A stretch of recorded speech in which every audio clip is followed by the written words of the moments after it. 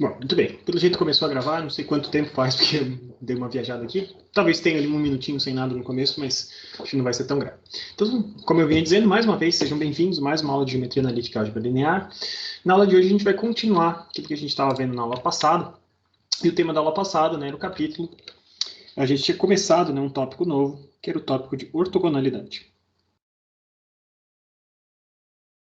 Antes de eu começar especificamente com a continuação do tópico de ortogonalidade, eu só queria agradecer a presença de vocês, né? Vários de vocês estiveram presentes no atendimento que a gente fez na segunda-feira, né? Conforme a gente tinha combinado, das 18h10 até as 7h10. Assim que acaba a aula de segurança do trabalho de vocês, a gente entra e fica uma hora ali. Acho que foi bem proveitoso, né? Deu tempo da gente tirar bastante dúvida. Quem tiver com dúvidas, eu sugiro que vocês apareçam, porque eu acho que funcionou bem, né? Tudo bem, era pouca gente dessa vez, mas acho que foi uma primeira experiência bem bacana de atendimento com vocês. E acho que pode ajudar vocês a esclarecer algumas coisas quando são vocês a fazerem os exercícios, tá? Então, pois bem, o que a gente estava vendo na aula passada? Agora sim, vamos para o tema da nossa aula mesmo, né? De agora. A gente estava vendo, então, que ortogonalidade tinha relação com ângulos entre vetores, né? Gonos, ângulo, né? Ortogonalidade, então, ângulos retos entre vetores. Quando a gente está em um espaço n-dimensional, a gente tinha visto que definir ângulos entre vetores era uma coisa meio complicada, né? Tudo bem, dois vetores definem um plano, um hiperplano, um plano numa dimensão grande, e medir esse ângulo nesse hiperplano não é evidente, né? Não é um lugar que a gente possa levar um transferidor e pegar medir qual é o ângulo que existe entre dois vetores. Então, geralmente a gente utilizava a definição de ângulo a partir daquele conceito de produto interno, tá? De produto escalar. Então, eu tinha U, produto interno V. Isso era igual o módulo de U vezes o módulo de V vezes o cosseno do θ entre esses dois carinhas. Tá? Então, eu tenho U e V. São os meus dois vetores. Entre esses dois caras eu tenho θ. E como eu estou falando de cosseno, de θ, né? Esse cara, quando a gente está quando o θ é de 90 graus, cosseno de 90 graus é zero, então usar o produto interno, o produto escalar entre dois vetores, sempre que ele for zero, é uma forma da gente ver se esses caras estão ortogonais. Tá? E lembrando que esse produto interno, a gente podia encarar ele como uma operação componente a componente. Né? Então, UI, VI, para todos os termos que a gente tinha ali. Tá? Muito bem, então, se U era ortogonal a V, isso era o ortogonal a V6 somente se o produto interno dos dois fosse igual a zero. Tá? Então isso aqui é a base desse tópico de ortogonalidade. O que a gente fez na aula passada? Na aula passada eu expliquei para vocês o que eram complementos ortogonais. Então, se eu tinha todos os vetores de um espaço, se eles eram ortogonais a outros vetores, esses dois espaços, né, o espaço que contém os vetores num determinado, que a gente pode interpretar de um plano, e o espaço complementar a esses caras, isso é o que a gente chamava de complementos ortogonais. E a gente viu, né, voltando àqueles nossos espaços associados às matrizes, que a gente tinha complementos ortogonais da seguinte forma. Então, C de A podia ser interpretado como complemento ortogonal e vice-versa, né? Isso funciona nos dois sentidos. Então, como complemento ortogonal do espaço nulo à esquerda, assim como o espaço linha podia ser interpretado, vou botar a setinha nos dois sentidos, tá? Como complemento ortogonal do espaço nulo. O que isso queria dizer? Isso queria dizer que qualquer vetor que for perpendicular a um vetor do espaço nulo, ele vai estar dentro do espaço linha. Qualquer vetor que for perpendicular a um vetor que esteja no espaço coluna, ele está dentro do espaço nulo à esquerda. Então, esses vetores incluem, né, esses espaços, os espaços coluna e espaço linha, respectivamente ao espaço nulo à esquerda e o espaço nulo. Eles contêm, né, esses dois pares que estão listados aí nas telas de vocês, eles contêm todos os vetores que são perpendiculares a esses dois espaços. Tá? Então, por isso a gente chama de espaços complementares, complementos ortogonais desses caras. Tá? Então, a gente falou bastante sobre isso, demonstramos como é que a gente podia chegar nessa conclusão. E o final da aula, né, o final da aula passada, a gente falou sobre projeções. que é um tema que a gente vai continuar agora, tá? Eu vou só recapitular, porque a gente fez a aula na sexta-feira à noite, a gente foi até bem tarde, alguns não, vários de vocês estavam presentes, mas foram saindo, então eu acho importante a gente deixar bem claro o que a gente interpreta com isso, tá? Então a gente pode utilizar, desculpa, o conceito de ortogonalidade para a gente realizar projeções, tá? Então eu tenho aqui, por exemplo, um vetor U e eu tenho uma direção A. Eu quero saber qual que é a projeção do vetor U sobre o vetor A. Então, basicamente, o que a gente definiu como projeção? A gente definiu isso aqui, né? A gente definiu um vetorzinho, U na direção de A. Você pode ter várias notações diferentes, tá? Talvez eu nem esteja utilizando a mesma notação que eu estava utilizando na última aula, tá? Não esquentem por isso. Mas estou querendo dizer, esse vetor U na direção de A, acho que eu estava chamando ele de P, na verdade, tá? É o vetor projeção. A gente sabe, então, que P, se ele está na direção de A, ele é simplesmente um escalar, que a gente tinha chamado de x chapéu, tá? Vezes o vetor A. Então, é um escalar que multiplica esse vetor A. Está na mesma direção, eu estou pegando o vetor U e projetando ele sobre esse vetor. É simplesmente na direção que eu estou desejando projetar, qual que é o comprimento desse vetor, tá? E como é que a gente define isso? A gente teria várias escolhas, né? Por exemplo, eu poderia pegar e fazer várias linhas diferentes que levassem até o final desse vetorzinho ali. Mas a gente convencionou chamar o vetor de projeção quando a gente tinha essa projeção como sendo ortogonal. E esse vetorzinho ali, que eu vou desenhar em vermelho, é o vetor erro, né? A gente definiu o vetor erro como sendo o vetor original U menos o vetor projeção, que a gente chegou a ele, tá? Então, pega o vetor projeção, inverto o sinal dele, vocês vão ver que o vetor erro dá exatamente aquele que a gente estava dizendo. E a gente tinha definido, então, que uma projeção, o que a gente definia como projeção, uma projeção ortogonal, é quando o erro fosse perpendicular à direção que a gente estava tentando projetar. Com isso, a gente montou todo um esquema, né, de projeção sobre uma linha, né? Então, como que a gente acha quanto é que vale esse x chapéu? Tá? Então, se esse x chapéu, se o vetor projeção é x chapéu vezes A, e eu sei que esse x chapéu, esse vetor projeção é perpendicular ao vetor erro, né? Então, basicamente, o que a gente fez, a gente começou dessa expressão, tá? E vezes a direção de A sobre a qual eu projetei tem que dar zero, e no lugar de cada um deles a gente escreveu as coisas que a gente tinha, né? Então, nesse caso aqui, a gente chamou de U menos P, e P, na verdade, é x chapéu vezes A, já vou adiantar um pouquinho, tá? X chapéu vezes A. Isso aqui, projeção, produto interno com o vetor A. E com isso a gente pode utilizar a propriedade distributiva, né? Então a gente sabe, partindo daqui, a gente consegue chegar com U vezes A, vai ser igual a x chapéu A vezes A. E a gente descobre, então, que existe uma fórmula fechada para x chapéu. Tem a ver, então, U vezes A na parte de cima, né? U produto interno A, e A produto interno A na parte de baixo. Então, com isso, esse é... Pois não? O x é escalar? Sim, sim. O x é apenas, eu tinha falado, né? É um escalar que multiplica A. A está definindo a direção, e eu preciso saber qual que é o tamanho dessa projeção. Então, se a direção está definida pelo A, o chapéu define apenas o comprimento, né? O quanto que eu estou definindo desses caras. Lembre-se que eu estou falando de produto escalar, né? Então, tudo isso aqui, e produto interno A, dá um escalar. Esse cara que está dentro de parênteses vezes o outro cara dá um escalar também, né? Então, tudo que está ali de produto interno, né? U escalar A e A escalar A, tudo isso são escalares, então o x chapéu só pode ser um escalar. Tá bom? Beleza? Então, assim, isso era uma forma da gente descobrir, né, esse vetor projeção. Com isso a gente sabia, projetando sobre uma linha. Então, tudo isso aqui é o que a gente tinha falado ali no final da aula passada. Então, projetando sobre uma linha, era isso que a gente estava fazendo. E eu fiz a perguntinha lá no final da aula, né? Como é que a gente pode pensar em um operador projeção? Sempre que a gente fala de um operador projeção, eu estou querendo saber qual que é a matriz que realiza esse mesmo serviço. Então, é uma matriz P maiúsculo, tá? E a gente achou lá no finalzinho da aula passada.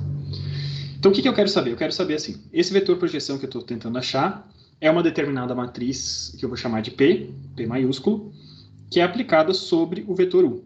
Então, o vetor U é o cara que eu estava querendo projetar, eu vou aplicar alguma matriz sobre ele, então U vezes esse vetor U, P vezes esse vetor U vai me dar a vetor projeção. Tá?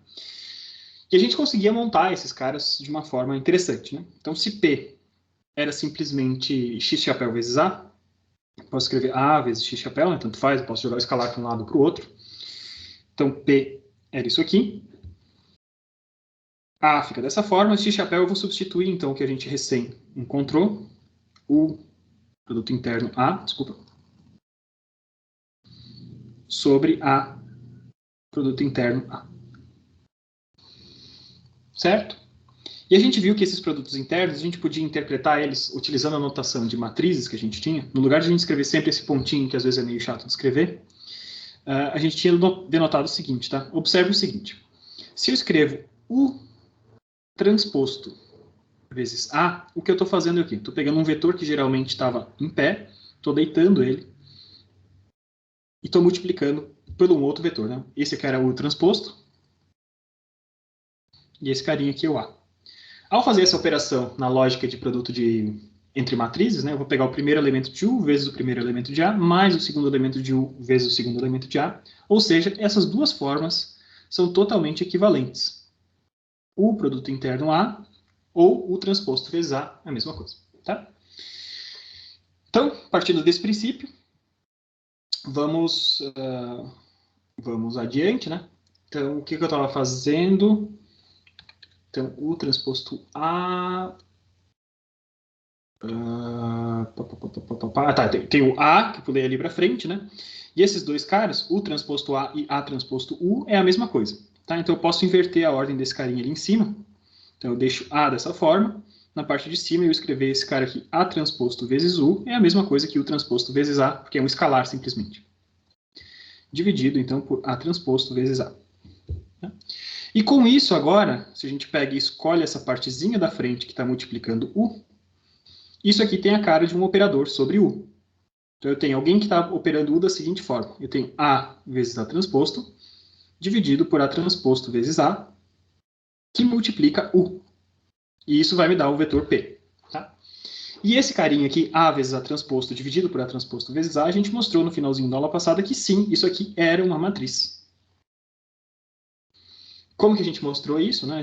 Basta a gente pensar, se A transposto, o transposto vezes A, isso dava como se fosse produto interno. Se eu faço na ordem inversa, eu tenho produto de A, por exemplo, a parte de cima ali daquela expressão, vezes A transposto.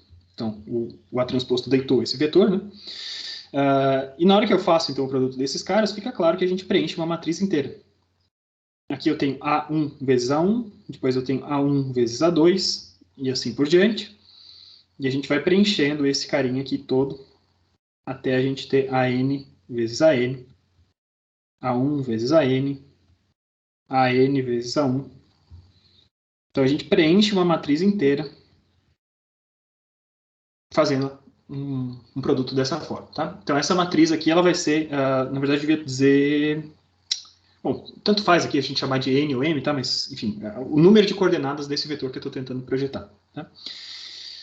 Então essa matriz, fica claro que a gente preenche uma matriz fazendo um produtinho como esse, de A vezes A transposto, isso aqui tem a cara de uma matriz, e esse carinha que está embaixo, A transposto vezes A, como a gente tinha visto, esse cara era um escalar, tá? Faltou aqui a notaçãozinha de vetor. Então, para projeções sobre uma linha, a gente tinha visto, então, projeção sobre uma linha, A transposto vezes A, agora eu não vou nem usar a notação de vetores, vezes essa matrizinha que a gente estava ali em cima, tá? Composta por esses carinhas. E a gente chegou, então, que essa era uma forma possível de projeção, uma forma matricial de projeção sobre uma linha. E a gente tinha observado que esse cara aqui era uma matriz de posto 1.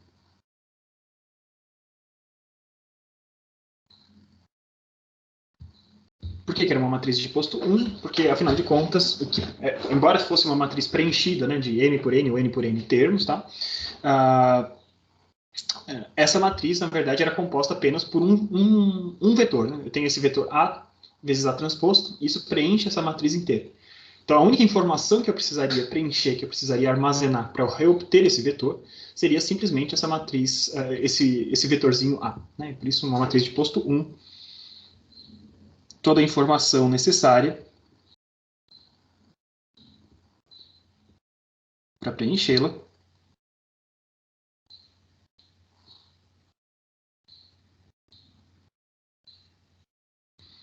está armazenada em um vetor.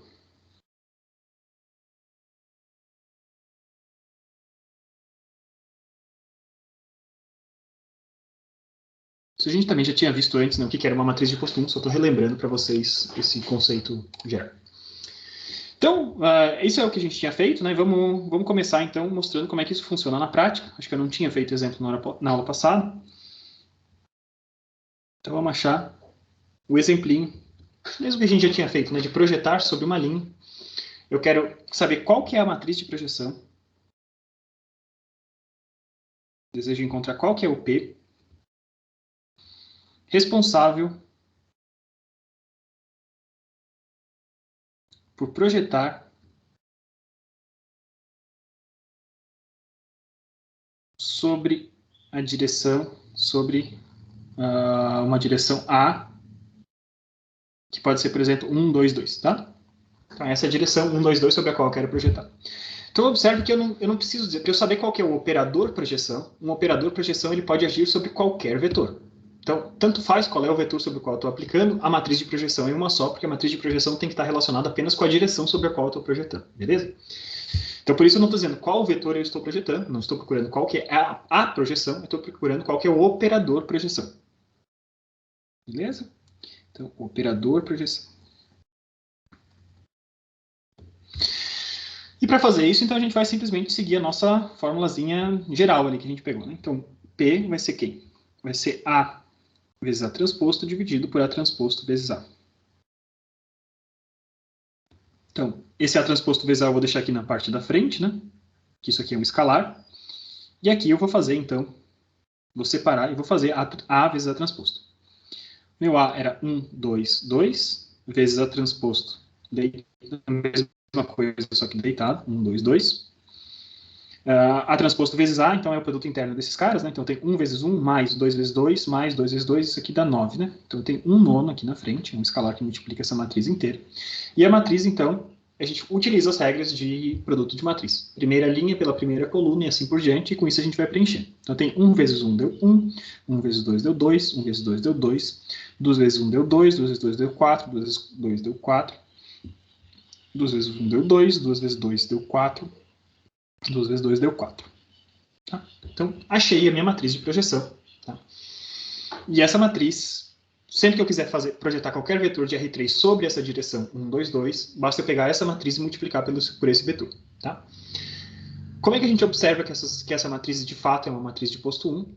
Se essa matriz tem posto 1, quer dizer que apenas uma dessas colunas é independente das outras, e a gente observa isso. Né? Então, essa coluna aqui, se eu considerar essa como uma coluna independente, 1, 2, 2, a gente percebe que tanto a coluna 2 quanto a coluna 3 são múltiplos da coluna 1. Tá? Então, isso está claro, está provado que essa é a única coluna independente desse cara. Como que eu uso isso? Então, se eu quisesse, por exemplo, saber qual que é a projeção de B igual a 1, 1, 1 na direção de A,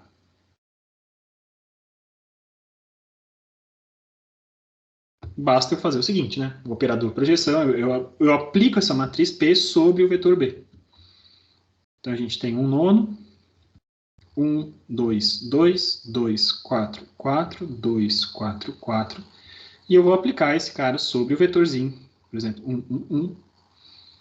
E a gente vai chegar à conclusão de quanto que vale essa projeção. Tá? Então, eu vou deixar esse 1 nono na frente e vamos fazer essa projeção. Né? Primeira linha desse cara vezes o vetor dá 1 mais 2 mais 2. Esse cara aqui deu 5.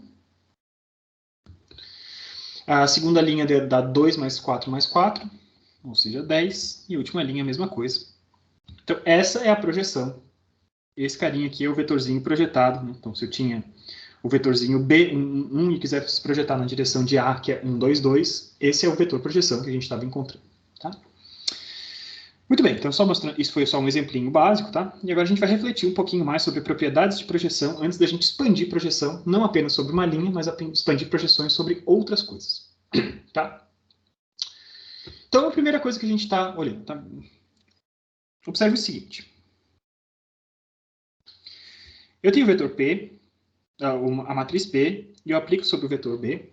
Eu projetei esse carinha aqui, P vezes B, já está na direção de A. Na direção de A. Tá? O que aconteceria, então, se eu pegasse esse cara e aplicasse de novo esse vetor projeção? O que tem que resultar desse camaradinho aqui? Se o vetor B já foi projetado sobre a direção de A, e sempre que eu aplico esse operador projeção, ele está projetando na direção de A, então, teoricamente,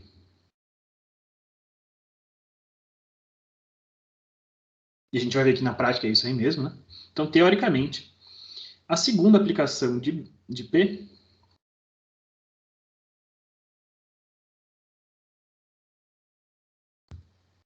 não poderia mudar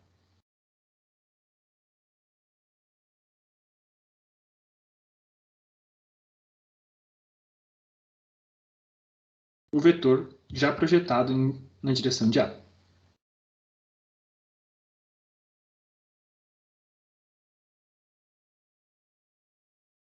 Se ele já está na direção de A e o P, tudo que ele faz é jogar para a direção de A, então ele não pode mudar essa direção. Então vamos conferir se isso é verdade a partir desse pequeno exemplo que a gente tem. Então o que é a minha ideia? Vamos pegar esse carinha aqui e vamos fazer, né? P vezes B. E a gente já sabe que P vezes B deu 1/9 vezes 5, 10, 10, tá? Então a primeira matriz P é esse cara aqui. 1, 2, 2, 2, 4, 4 e 2, 4, 4. Essa é a matriz P que eu estou aplicando sobre um vetor, o vetor PB já, e a gente já sabe que esse cara tem o formato 5, 10, 10. Vamos fazer essa conta, tá? Vamos deixar, como é que a gente pode fazer isso? Vamos deixar o 1/9 aqui dentro, tá? No lugar de ser 1/9 vezes 5, 1/9 vezes 10, vamos já escrever aqui 5/9, só para a gente não ficar se embananando com isso, tá? 5/9, 10/9 e 10/9. Multipliquei ele dentro, distribuí aquele 1/9 ali para dentro. E agora eu vou aplicar esse carinha ali como um todo. Então vamos deixar esse 1/9 do lado de fora e vamos ver o que resulta disso. Então eu tenho 1 vezes 5/9, mais 2 vezes 10/9, mais 2 vezes 10/9. Tá? Então 9 está embaixo de todo mundo. E em cima a gente vai ter 5 mais 20, mais 20. 5 mais 20 mais 20, dá 25. Não, falei besteira, né? 5 mais 20 mais 20 dá 45, óbvio, desculpa. 45 nonos. Segunda linha, 2 vezes 5 deu 10, 4 vezes 10 deu 40, 4 vezes 10 deu 40. Então eu tenho 40 mais 40 deu 80, mais 10 deu 90. Então eu tenho 90 nonos. E a última linha é igual, o mesmo produto. E aqui você percebe que você consegue eliminar, né? 45 você corta com 9 sobre o 5. O 90 você corta com 9 sobre o 10. E o 90 você corta com 9 sobre o 10. Então, deu certo, né? Um vetor que já estava projetado, a gente voltou a obter esse mesmo vetor. Observe que esses dois caras são idênticos. O vetor já estava projetado na direção de A, se eu aplico de novo o operador projeção, então não muda nada esse cara. Tá? Então, isso quer dizer o quê? Seguindo essa lógica e expandindo isso adiante, né, isso quer dizer que sempre que eu tiver, por exemplo,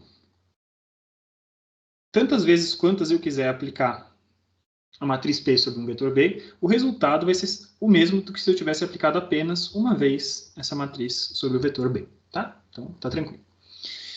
Em outras palavras, se a gente olhasse isso aqui tudo, e a gente, até o momento, assim, a gente não tem muito subsídio para imaginar o que é isso, mas se você imagina, você tem uma matriz multiplicada por ela mesma várias vezes, a gente pode denotar isso, ao invés de eu escrever vários P's que nem eu escrevi, sei lá, 7 P's aqui, eu poderia escrever esse cara como P na sétima, por exemplo. Tá? A gente pode fazer essa definição. O que é uma matriz ao quadrado? É uma matriz vezes ela mesma. Tá? Tudo bem. Então, P na sétima vai ser igual a P, assim como qualquer quantidade de P's, né? P quadrado, P ao cubo.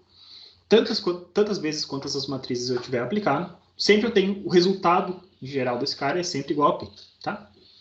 Então, isso é uma coisa interessante a respeito disso. Outra observação interessante. O que é o I, a matriz I, menos a matriz P? Vamos ver o que acontece quando eu aplico esse cara sobre B?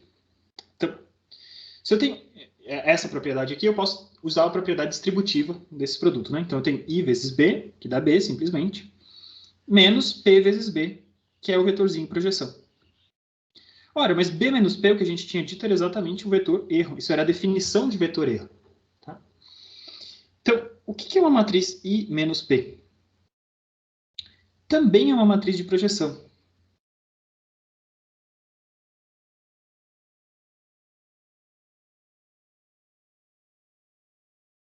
Por incrível que pareça, também vai ser uma matriz de projeção.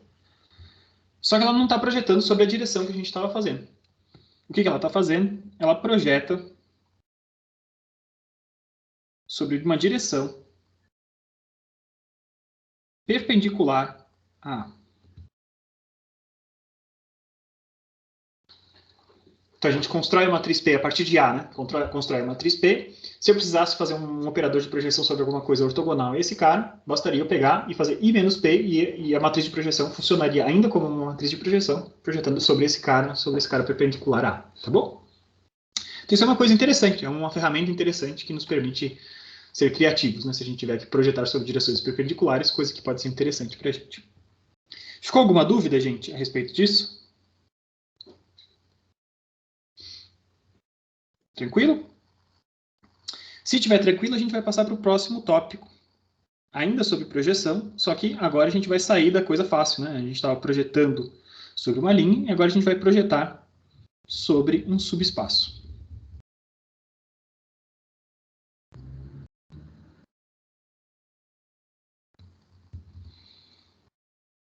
E quando a gente está falando sobre projeção sobre um subespaço, a gente tem que, não sei se a gente tem que, mas é interessante a gente ter uma visão geométrica do que isso pode acontecer, do que isso pode representar. Tá?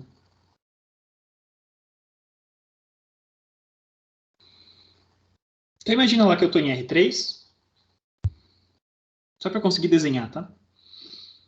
Tem um vetorzinho U, e eu quero projetar ele sobre um subespaço que é caracterizado, que é representado por um plano.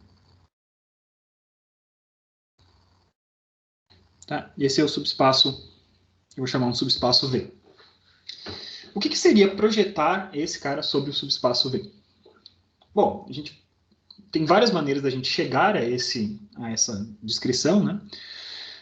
Mas de uma forma geral, se a gente fosse simplesmente pegar aquilo que a gente escreveu para coisas, projeções sobre uma linha e tentasse levar isso para as coisas que estão acontecendo em mais dimensões, né? Basicamente o que a gente está querendo saber é o seguinte: a gente está querendo descobrir qual que é o vetor que pertence a esse subespaço. Esse é um vetorzinho P, que pertence a esse subespaço, para o qual o vetor erro, aí vamos mudar a corzinha aqui de novo, né? Esse cara aqui era o vetor erro, para o qual esse vetor erro esteja perpendicular ao subespaço. Tranquila essa extensão para vocês? Não é exatamente a mesma coisa que a gente fez para uma linha? A gente tinha ali, projetar sobre uma linha. A gente acha alguma coisa que está contido naquela linha, que faz parte daquela linha, para o qual o erro, definido por aquela nossa quantidade básica ali que a gente tinha, né, que é o vetor original menos o vetor projeção, se esse vetor erro for perpendicular ao espaço, basicamente a figura que eu tenho é isso aqui.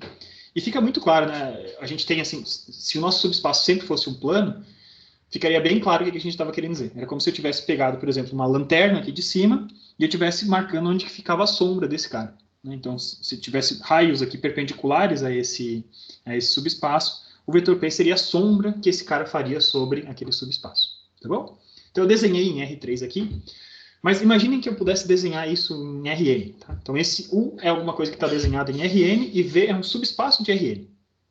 Beleza? O que a gente está fazendo, quando a gente vai buscar um vetor projeção, a gente está justamente fazendo isso, buscando qual que é o erro que fica perpendicular a esse subespaço. Tá? Então, essa é uma visão geométrica da coisa.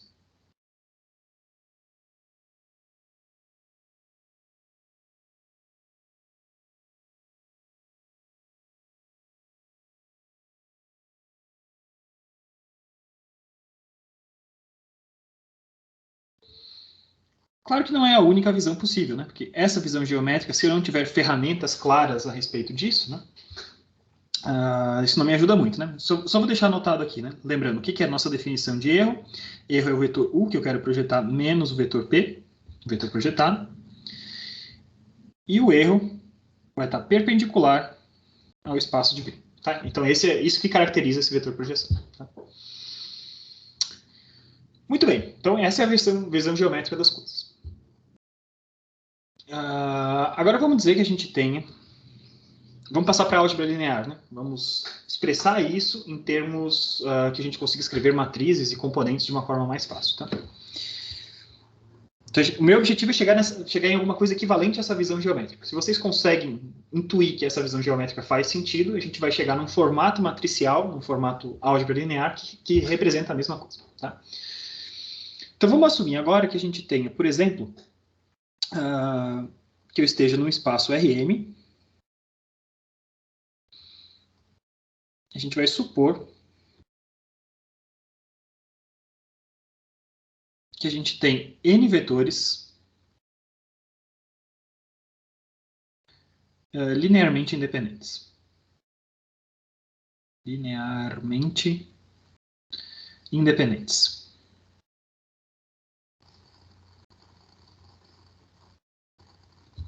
Ora, quando eu falo em vetores linearmente independentes,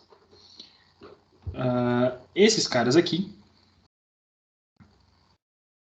só por esse cara, se eu tenho N vetores linearmente independentes, aí eu posso dizer que esses caras são capazes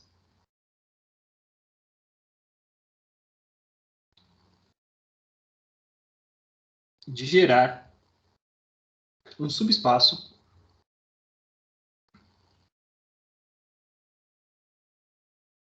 de dimensão n.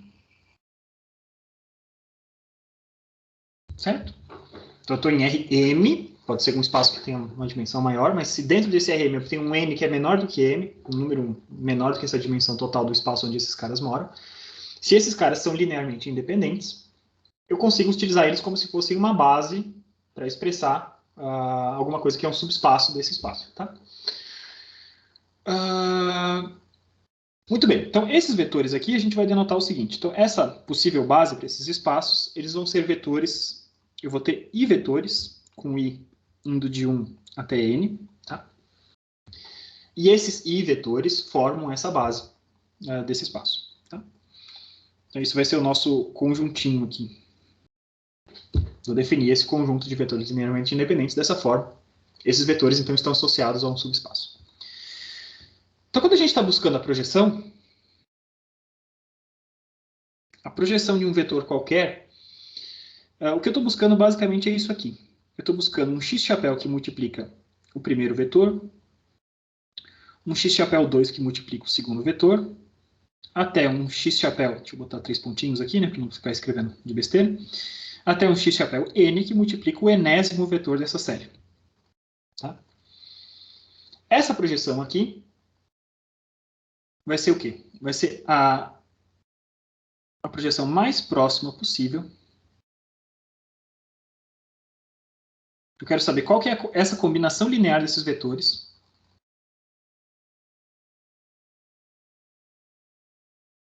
A combinação linear mais próxima possível de um determinado vetor B, que não necessariamente faz parte desse espaço n-dimensional.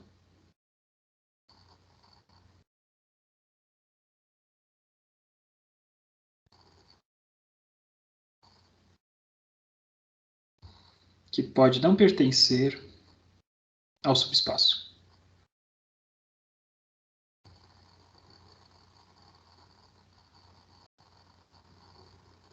Tá, então voltando para o nosso desenho.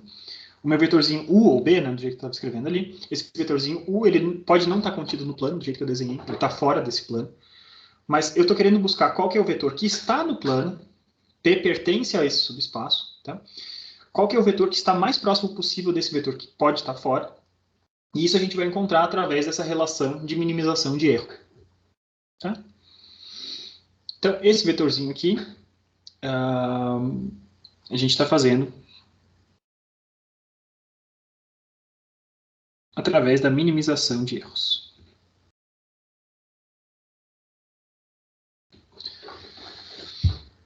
Então, como é que a gente vai fazer isso, né? Vocês imaginam essa altura do campeonato, vocês já estão intuindo, né? Cada vez que eu escrevo alguma coisa assim, como combinação linear de vários vetores, o que eu quero, na verdade, é escrever uma matriz equivalente. Né? Sempre que eu escrevo. Então, P é x1 vezes A1, x2 vezes A2, xn vezes AN. O que eu quero pegar? Eu quero pegar todos esses A's, que são vetores, juntar todo mundo dentro de um mesmo carinha, que é uma matriz. Tá? Então, vamos fazer essa tarefa. Então, vou montar uma matriz A, cujas colunas são esses vetores, esses n vetores linearmente independentes. Tá? Observe, eu tenho n vetores, então eu tenho n colunas nessa matriz, e eu estou dentro de Rm, então cada um desses elementos tem que ter m coordenadas para a gente conseguir expressar eles. Tá? Então é uma matriz m por n.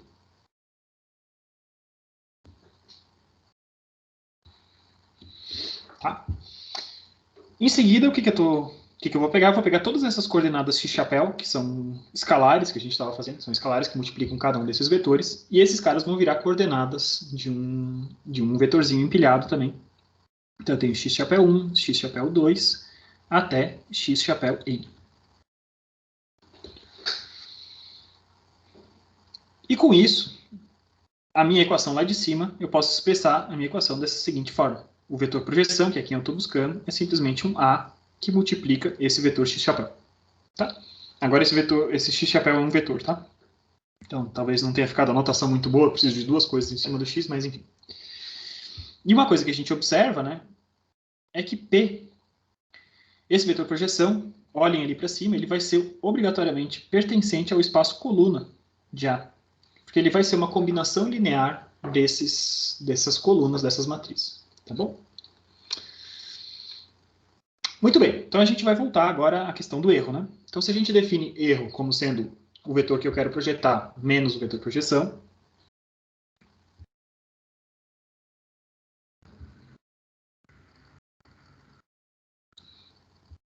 e eu quero que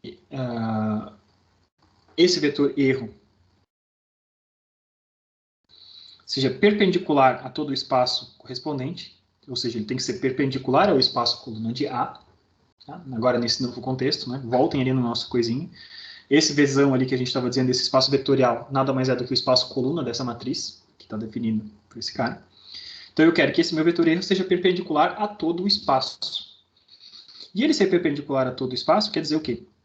E vai ter que ser perpendicular a cada um dos AIs. Porque os AIs são os vetores que são as bases desse espaço. Todos os AIs combinados, se eu pegar qualquer combinação linear dos AIs, eu consigo preencher esse espaço coluna. Em especial, se eu pegar uma combinação linear que leva em conta apenas cada um desses AIs individualmente, ainda assim eu tenho que estar perpendicular a esses caras. Tá? Então, se ele tem que ser perpendicular a cada um dos AIs, a gente vai escrever o seguinte. Vamos escrever, por exemplo, A1, produto interno com erro, tem que ser igual a zero. Tranquilo? Então, agora, no lugar do erro, eu vou escrever a expressão desse cara. A1, produto interno, com o vetor B menos o vetor projeção. Isso aqui vai ter que ser igual a zero. E eu posso escrever isso para todos os outros vetores. Né? Escrevi isso para o A1, e isso vale também para a N.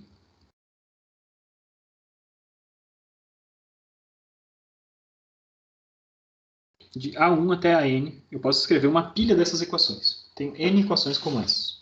Tá?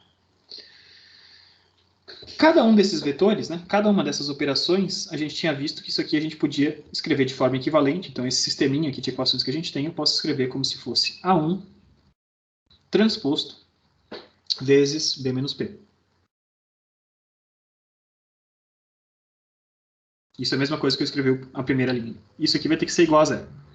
Faço isso da mesma forma até a N transposto vezes B menos P. Isso aqui vai ter que ser igual a zero. Na hora que eu tenho isso, eu tenho todos esses vetores A's transpostos vezes um vetor B menos P, que é o vetor erro. Então, na verdade, o que eu estou escrevendo aqui, eu posso escrever como forma de uma equação matricial. É como se eu pegasse todos esses caras de uma vez só, é a mesma coisa que eu escrevesse que a matriz A transposta inteirinha, porque a matriz A transposta inteirinha contém a linha 1 transposta, o vetor 1 transposto, o vetor 2 transposto, assim por diante. Tudo isso vezes o vetor erro. Tá? E eu sei que esse cara aqui vai ter que dar 0. Então, observe. Esse meu vetor erro, ele é um vetor claramente que ele pertence ao espaço nulo de alguém. Então, se a gente lembrar dos nossos conceitos de espaços vetoriais de antes, né, a gente percebe diretamente que esse cara aqui, isso só é verdade, né, C e somente C. O vetor erro, que é B menos P, pertencer ao espaço nulo de A transposto. Então, A transposto vezes esse vetor vai ter que dar 0. Tá? Então, essa é a condição para que o erro esteja minimizado. Que o A transposto vezes o vetor erro seja nulo, ou seja, esse vetor erro tem que estar dentro do espaço nulo da esquerda. Tá? Mas tudo bem, então isso aqui é só uma observação de mostrar para vocês onde é que esse cara estava. E observe que agora eu estou projetando sobre uma dimensão qualquer, né, n-dimensional. A cara é similar a tudo que a gente estava fazendo antes para uma linha só. Mas isso aqui vale, é extensível para qualquer dimensão. Então eu vou pegar agora essa equação de A transposto vezes B menos P igual a 0, e a gente vai distribuir esses termos todos. Tá? E a gente vai, então, achar um formato diferente. Tá? Lembre-se que o que a gente estava falando, que o vetor projeção, vamos olhar aqui em cima de novo, né? O vetor projeção a gente podia expressar como se fosse essa matriz A vezes um vetorzinho x-chapéu de coordenadas. Tá? Então, no lugar de escrever P, eu vou escrever A vezes x-chapéu. Então, vamos lá. Continuando aqui. Então, eu tenho A transposto vezes P menos A transposto vezes A vezes esse vetor x-chapéu. Isso aqui vai ser igual a 0. E agora eu vou isolar, né, vou separar esses dois caras. A gente vai chegar numa expressão, então, que me diz que eu tenho A transposto vezes A que multiplica x, vai ser igual a A transposto vezes B.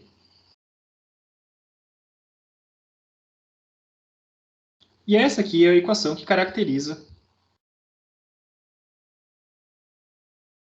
uma equação importante, né, que caracteriza o que a gente está tentando fazer através desse operador matricial A. Se eu utilizo esse operador matricial A, eu consigo achar a solução para esse sistema. Né? Então, o que eu estou buscando aqui?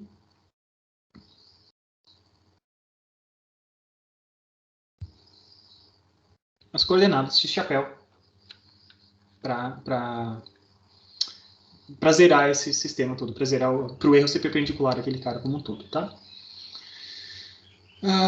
Muito bem, então, esse formato aqui nos traz coisas interessantes.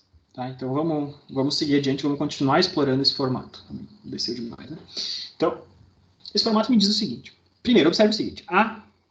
Vamos fazer observações aqui. Né? Como eu tinha falado lá no começo, A é uma matriz M por N. Então, ela pode ser uma matriz retangular. Tudo bem? É uma matriz M por N, cujas colunas são linearmente independentes. Tá? O que acontece quando eu faço A transposto vezes A? Que aparece ali o que multiplica esse x. A transposto vezes A, se a gente pensar nas coordenadas desse cara, né? Quando eu faço A transposto, a matriz A era M por N, A transposto é N por M, então tem uma matriz N por M que multiplica uma matriz M por N, esses M's do meio contraem, a matriz resultante será uma matriz N por N quadrada,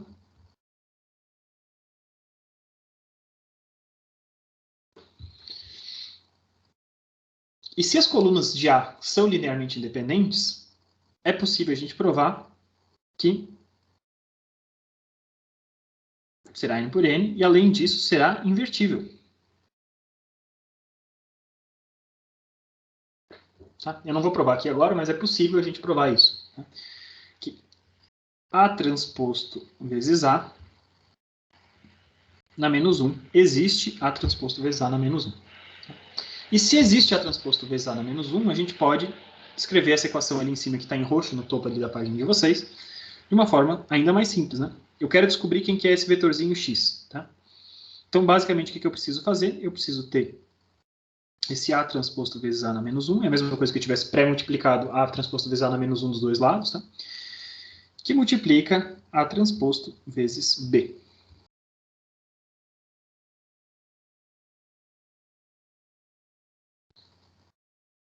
Tá? Vamos pintar de roxinho de novo aqui.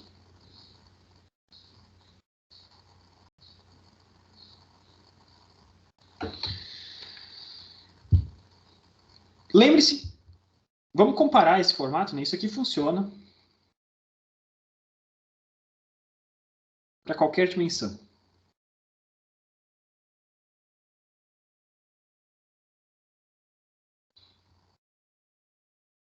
E agora a gente vai comparar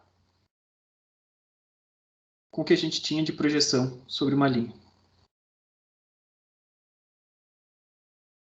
No lugar de eu ter um vetor x chapéu, eu tinha apenas uma coordenada x chapéu, né? E o que a gente tinha visto ali antes é que esse vetor esse escalar x chapéu era dado por A transposto vezes B dividido por A transposto vezes A.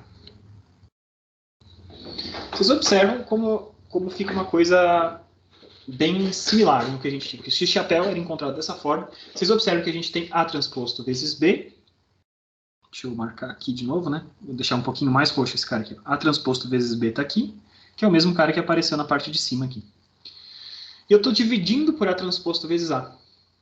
Em operação matricial, não existe divisão por matriz, efetivamente. Né? O que a gente faz, a gente multiplica pela matriz inversa. Então eu tenho aqui A transposto vezes A na menos 1 é a mesma coisa que dividir por A transposto vezes A, que é o que a gente tem aqui. Então a gente vê que, apesar de a gente ter partido de princípios diferentes, né, uns dos outros, a gente está chegando em resultados que são equivalentes. Né? A gente percebe que o que a gente tinha para projeção sobre uma linha aparece no formato estendido para n dimensões, da mesma forma quando a gente estava ali trabalhando. Tá.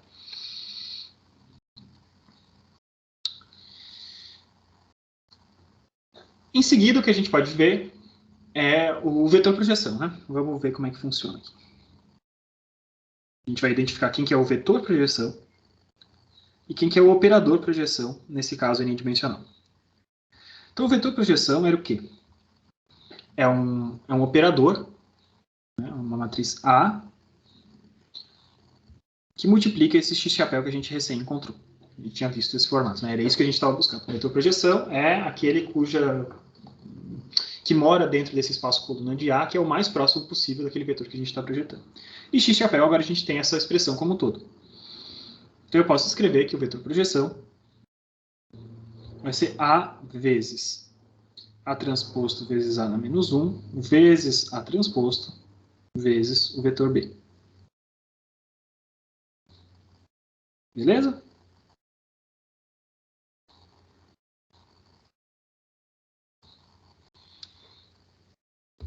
Tá? O que a gente tinha na projeção sobre uma linha, que o vetor projetado era A vezes A transposto vezes B, dividido por A transposto vezes A. Mais uma vez, né, esse Azinho da frente corresponde a esse Azinho da frente. O dividido por A transposto vezes A corresponde ao A transposto vezes A na menos 1. E a parte de cima, A transposto vezes B, está aparecendo ali por último. Então, um formato totalmente equivalente. Da mesma forma, a gente pode pensar na matriz projeção.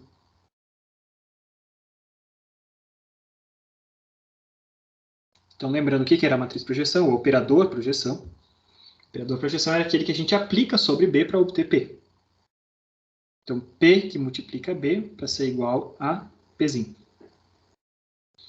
E se a gente olha, então, o que aconteceu ali nesses dois caras, né? Quem que está multiplicando B para a gente chegar em P? Esse carinha aqui é o operador projeção.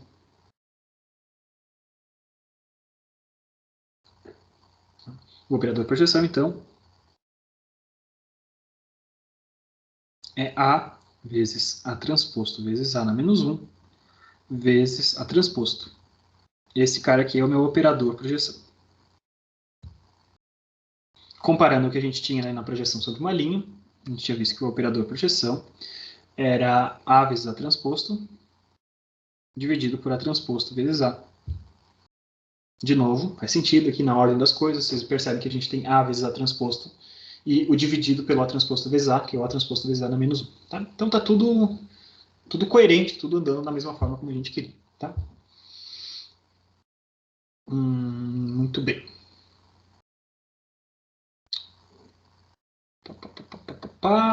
Isso aí, tranquilo. Então agora vamos fazer um exemplinho. Por enquanto a gente estava só trabalhando aí nesses formatos meio abstratos, né? Estou dizendo matrizes A, matrizes P, matriz B e tudo. Vamos fazer um exemplo concreto aqui, tá? Um exemplo do Strang, de novo, tá? Funciona, se a gente quisesse chutar números quaisquer, a gente pode chutar, mas vou pegar aqui o exemplo dele. Imagine que eu tenho uma matriz A, que tem os seguintes vetores. 1, 1, 1, 0, 1, 2. As duas colunas são independentes, né? Uma não é múltipla da outra, então as duas colunas são independentes. Eu tenho um vetor B, que é o vetor 6, 0 e 0.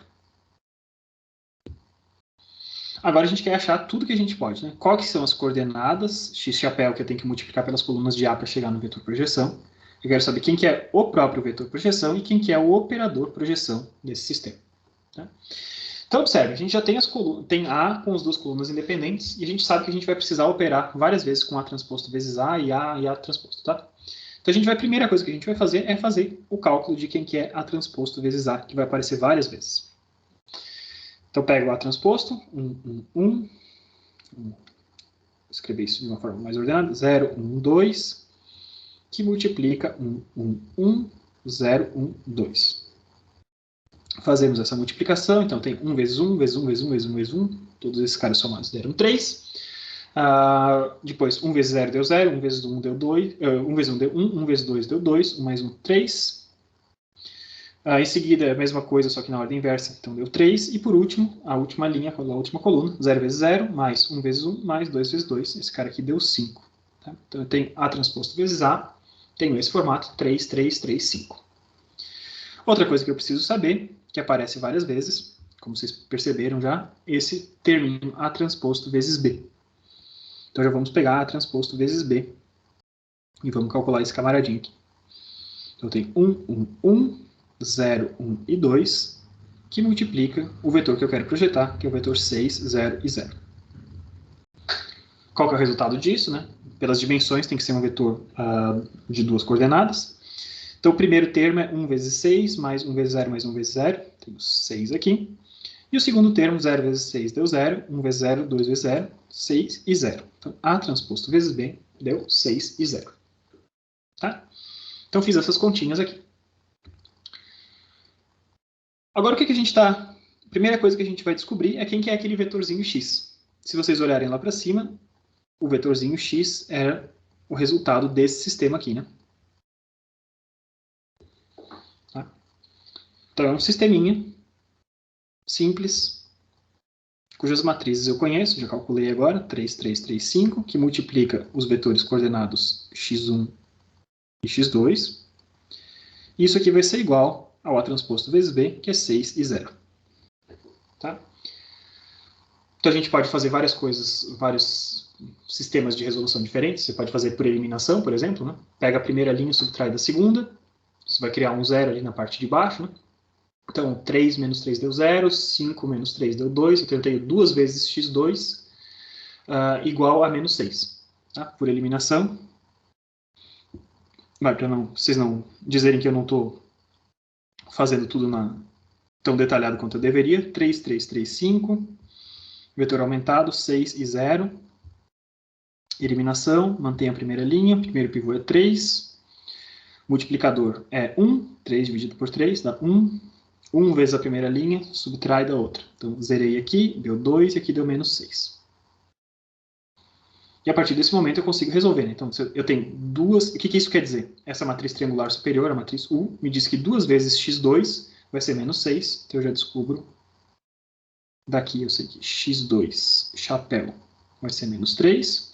E jogando na equação de cima, eu sei que 3 vezes x1 mais 3 vezes x2 vai dar 6.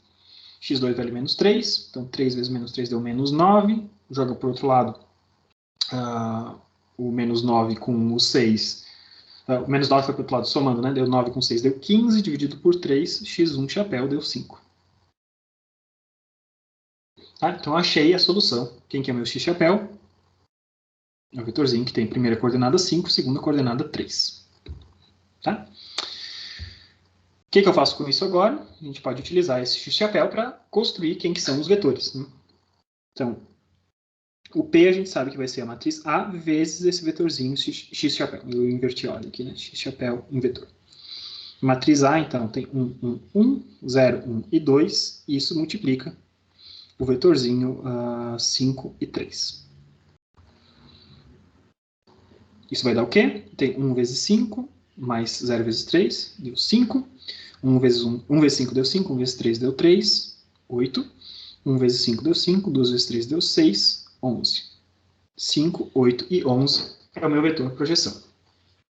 Ah, é menos 3, né? Desculpa, eu botei errado aqui, né? É menos 3. Então, calma aí, vamos refazer aqui. Então, segundo, 1 vezes 5, 5. 1 vezes menos 3, menos 3. 5 menos 3 deu 2. E depois 1 vezes 5, 5. 2 vezes menos 3 deu menos 6. 5, 2 e menos 1. Beleza? Então, esse é o vetor projetado. E agora eu preciso saber quem que é o operador projeção. Tá? O operador projeção é dado por A vezes A transposto vezes A na menos 1 vezes A transposto. Então, a gente tem que achar esse A transposto vezes A na menos 1, e a gente pode fazer isso por Gauss-Jordan, por exemplo. Tá? Vamos fazer aqui brevemente, super rapidamente. Tá? Como é que a gente faz Gauss-Jordan? Põe a matriz original, 3, 3, 3, 5, matriz identidade do lado. Vamos fazer a eliminação. O primeiro passo da eliminação nos leva àquilo que a gente já tinha, né? Tinha 3, 3, 1 e 0. Subtrai a primeira, deu 0, 2, menos 1 e 1. Não quero fazer besteira, né? É isso aí. Segundo passo da eliminação, eliminar para cima dos pivôs. Tá? Então eu tenho que pegar... o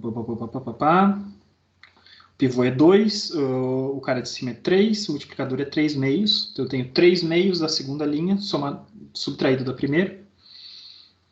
Então eu sei que o 3 não muda, aqui vai ter que ter um 0.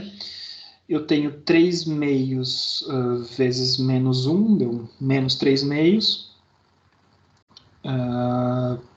Troco o sinal, deu mais 3 meios. 1 mais 3 meios, isso vai dar 7 meios, né? Não, 5 meios. E por fim, eu tenho 3 meios vezes 1 deu 3 meios, jogando ali para cima, com o sinal trocado, menos 3 meios. 0, 2, menos 1 e 1. Tá? Então, zerei para baixo do primeiro pivô, zerei para cima do segundo pivô. E agora eu vou dividir as linhas pelos pivôs. Primeira linha eu divido por 3, então tem 1, 0. Eu tinha 5 meios, estou dividindo por 3. Isso aqui ficou 5 sextos. Menos 3 meios dividido por 3, menos meio. E a segunda linha eu estou dividido por 2. Então, 0, 1. Menos 1 dividido por 2, menos meio. 1 dividido por 2 deu meio. Cheguei na forma final. Esse cara aqui é a matriz identidade agora. E esse cara aqui vai ser a forma da matriz A transposto vezes A na menos 1. Aqui é a matriz A transposto vezes A que a gente partiu. Tá, isso é uma recapitulação relâmpago, né? Não sei, espero que eu não tenha feito nenhum erro, tá? De como que a gente usa Gauss-Jordan para achar o inverso de uma matriz. Tá? Então, achei esse camaradinho ali. E daí você consegue montar, a partir desses carinhas aqui, você basta fazer a multiplicação completa dessas matrizes, tá? De A vezes essa matriz A transposto vezes A na menos 1, vezes A transposto, vocês vão chegar num vetor projeção, que se o string não mente pra gente, tá? Eu não vou fazer tudo agora, vai dar um valor de 1 sexto que multiplica 5, 2, menos 1, 2, 2, 2, menos 1, 2 e 5. Tá?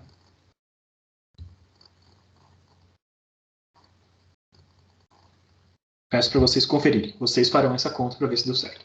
Beleza? Então, pois bem, isso era uma coisa que eu queria mostrar para vocês. Tá? É importante da gente saber como é que funciona a projeção sobre um subespaço qualquer. Agora a gente sabe que basta a gente pegar vetores da base desse subespaço e criar uma matriz, e a partir daí a gente consegue fazer a projeção de qualquer vetor sobre aquele subespaço. Tá? E Isso aqui, tudo que a gente estava vendo, né? Por que a gente estuda isso? Primeiro, porque é importante a gente conseguir projetar um vetor num subespaço. Isso é muito comum. A gente tem um vetor que pode estar morando num lugar qualquer e a gente quer projetar ele sobre um subespaço que tem propriedades que a gente domina.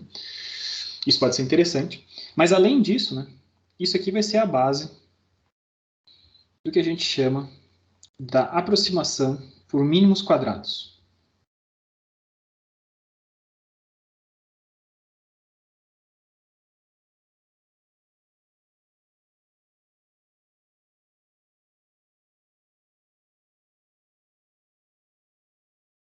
E a aproximação por mínimos quadrados é uma coisa bastante útil. Aí a gente vai, agora, nessa parte da aula, a gente vai começar a falar sobre ela. Não sei se a gente vai conseguir esgotar tudo que a gente tem para falar sobre mínimos quadrados, mas é uma coisa muito, muito utilizada, né, especialmente em aplicações de engenharia, em aplicações de física, etc. Então, isso tudo está baseado sobre uma projeção de erros. Tá bom? Ficou alguma dúvida até aqui, antes que eu fale de mínimos quadrados? Posso começar a falar de mínimos quadrados? Ou vocês têm alguma dúvida para tirar? Ficou alguma coisa obscura nos passos que a gente seguiu? Pode continuar, professor. Beleza. Então, mínimos quadrados. Quando que esses caras são úteis? Né? Eu falei para vocês que são muito úteis, mas a gente tem que entender quando que esses caras são úteis. Então, só deixa eu trocar a cor da minha caneta aqui. Vamos para o vermelho agora, para mostrar que a gente pulou de uma etapa para outra. As ênfases mudam de cor. Nem sempre eu lembro de fazer isso, mas é importante. Depois, quando vocês leem as notas, fica bem claro. Então, o que a gente tem que saber? Para muitos problemas práticos, então, frequentemente,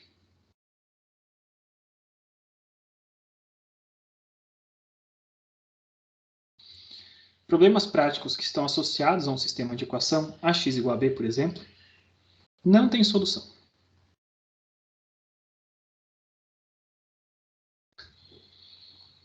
Tá? Isso pode ter diversas razões, tá? As fontes podem ser diversas. Por quê? Tem muitas razões por trás da coisa.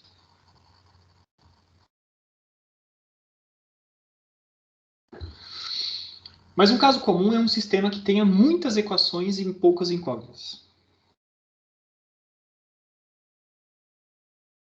Eu vou botar o caso mais comum.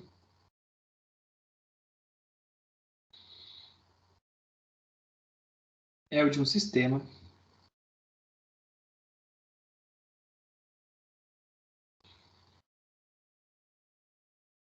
com muitas equações e poucas incógnitas. Na nossa nomenclatura de matrizes M por N, né, o que eu estou querendo dizer para vocês é que muitas vezes a gente tem sistemas onde M é muito maior do que N. Ou seja, muitas vezes as nossas matrizes associadas ao meu sistema ela tem uma cara meio assim. Ela é super alta e magricela. Tá? Então o M é muito maior do que N. Por que isso representa? Por que isso é uma fonte possível de não solução? A gente já discutiu isso em outras aulas, né, mas não custa a gente relembrar. Cada equação que a gente adiciona insere restrições entre variáveis. Né? Então, estou pegando esse A vezes um X vai conter, sei lá, poucos elementos ali, e cada equação me diz como que esses X têm que estar relacionados para dar alguma coisa. Quando eu tenho mais equações do que incógnitas, é muito fácil ter equações que sejam incongruentes umas com as outras, né? Que para uma equação dar certo, a outra viola, né? Então, são coisas que a gente não consegue resolver tudo ao mesmo tempo, tá? Mas isso não quer dizer que a gente não precise tentar soluções desse problema. Né? E eu já vou explicar quando que, por exemplo, brota alguma coisa como essa. Tá? Mas quando a gente tem, por exemplo, um sistema como esse, que ax igual a b, várias linhas, poucas colunas, e ele não tem solução, x não é não existe combinação possível que dê b dentro do espaço coluna, tá? Se b vai estar fora desse espaço coluna desses caras. Então, muitas vezes, o melhor que a gente pode fazer é achar a projeção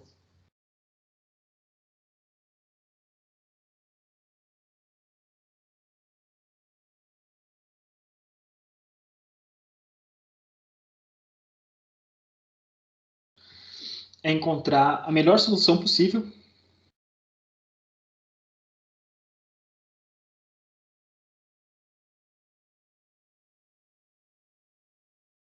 Ou seja, a projeção sobre um espaço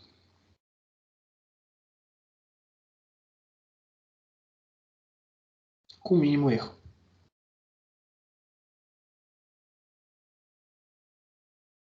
Tá?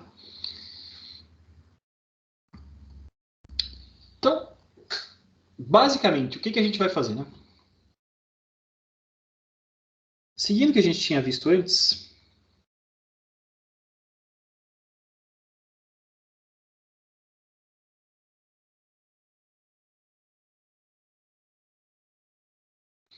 se A vezes x igual a B não tem solução,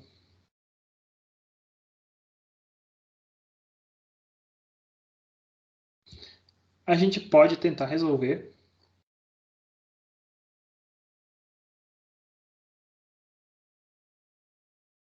um sistema que vai nos dar a melhor solução possível. E esse sistema que nos dá a melhor solução possível é pegar esse sistema e multiplicar, pré-multiplicar ele dos dois lados pelo A transposto. Então eu posso tentar resolver A transposto vezes A vezes x é igual a A transposto vezes B. Tá? Vamos voltar ali em cima. O que era isso? Esse era o sistema que eu tinha que resolver para encontrar quem que era o meu x-chapéu. As coordenadas que tinham que multiplicar as colunas de A para a gente chegar no vetor projetando de B. Para projetar B sobre o espaço coluna de A, era isso que eu tinha que fazer. Vocês observam, né, que o sistema original A vezes x igual a B não tem solução. Se você pré-multiplica ele A transposto vezes A vezes x igual a A transposto vezes B, esse sistema tem solução.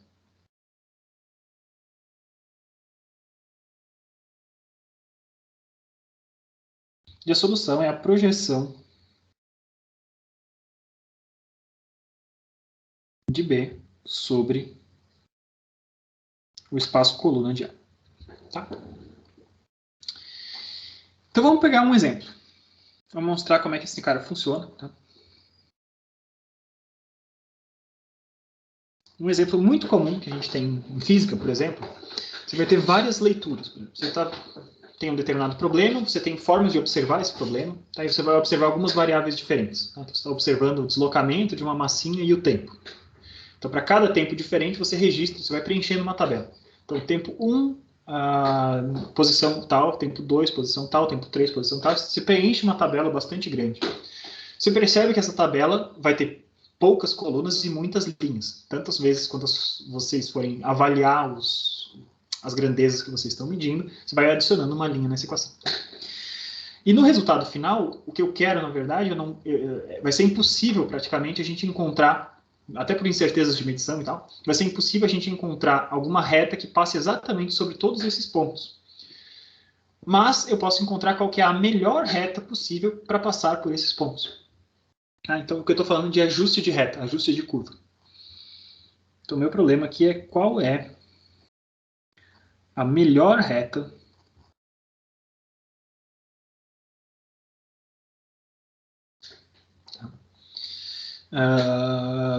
que passa, melhor reta com relação aos pontos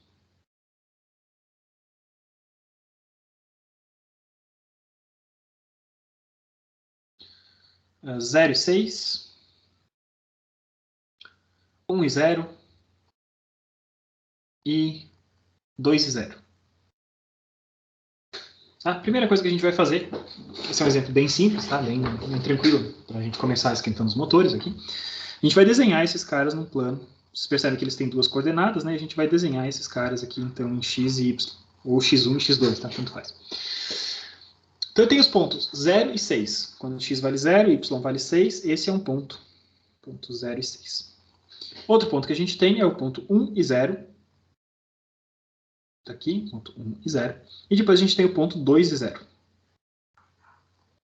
Claramente a gente vê que não existe nenhuma reta que passe sobre esses três pontos. Então, a reta que a gente vai encontrar vai ser a reta que vai minimizar o erro. Tá? Então, se eu estou tentando passar uma reta, a gente tem que lembrar como é que é uma equação de reta.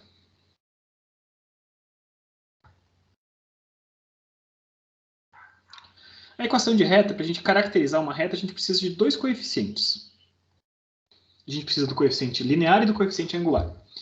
No nosso sistema aqui, era como se eu tivesse então uma equação y que vale um coeficiente C mais um coeficiente D que multiplica x. Tá? Isso é uma equação de reta. Coeficiente C, coeficiente linear, coeficiente D, coeficiente angular.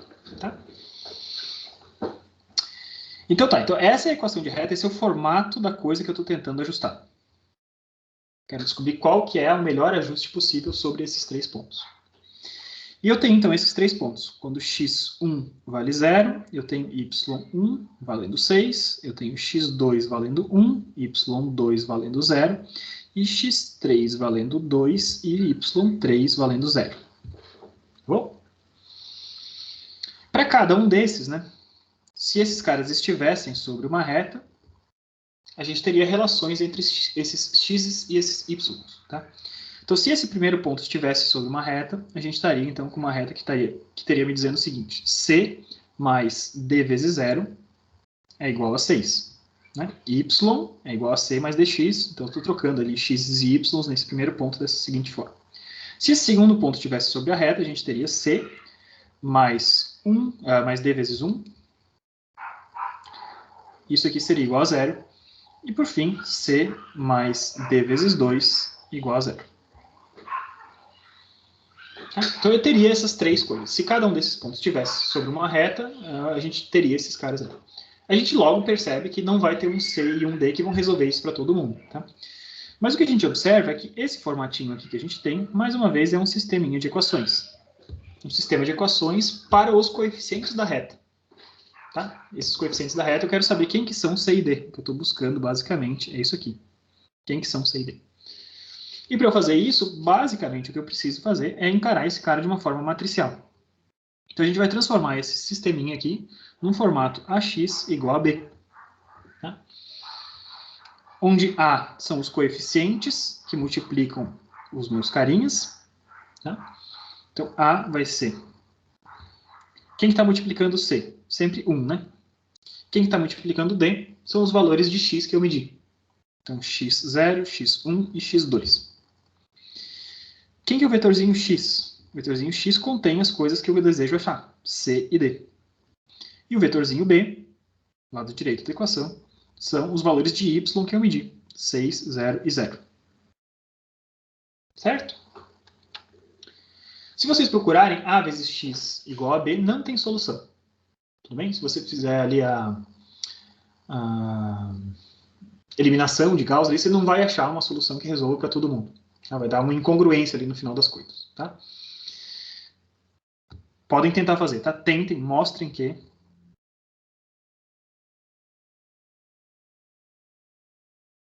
a x igual a b não tem solução.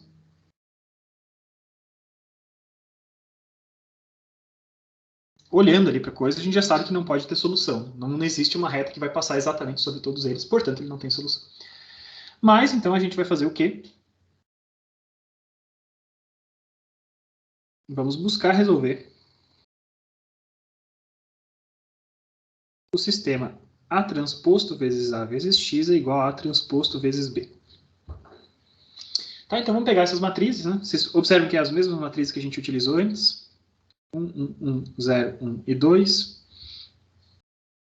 Que multiplica 1, 1, 1, 0, 1 e 2.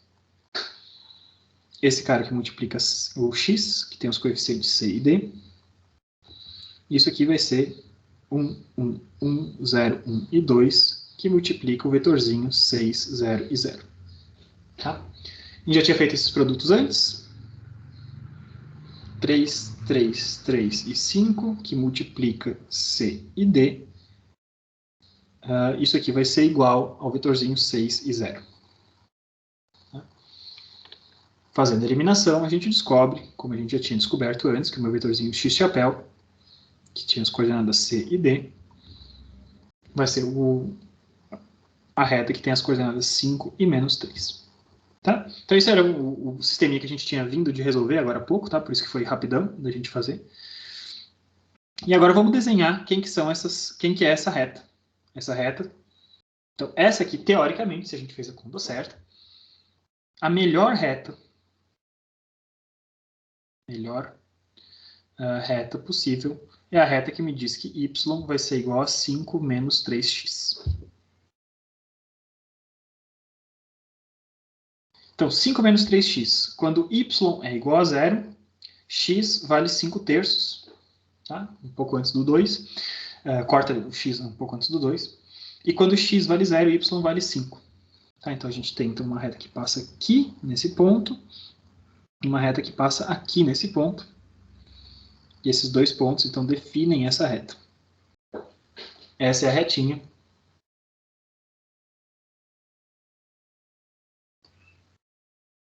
que minimiza o erro.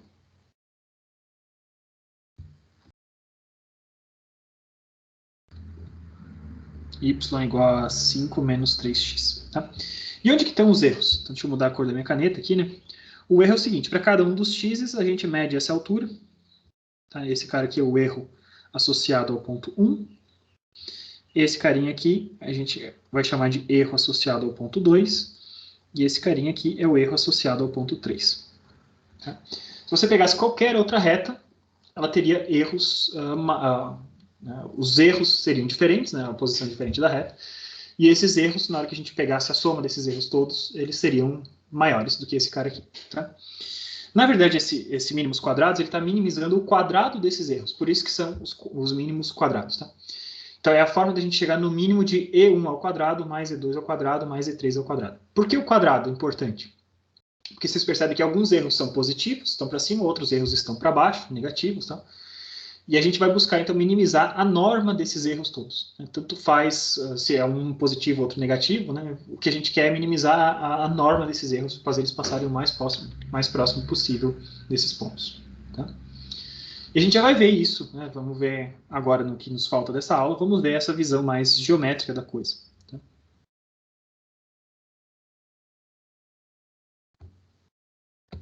Nem precisava ter passado essa linha, né? Vou começar na próxima coisa aqui. Então, em termos de geometria, o que a gente tem?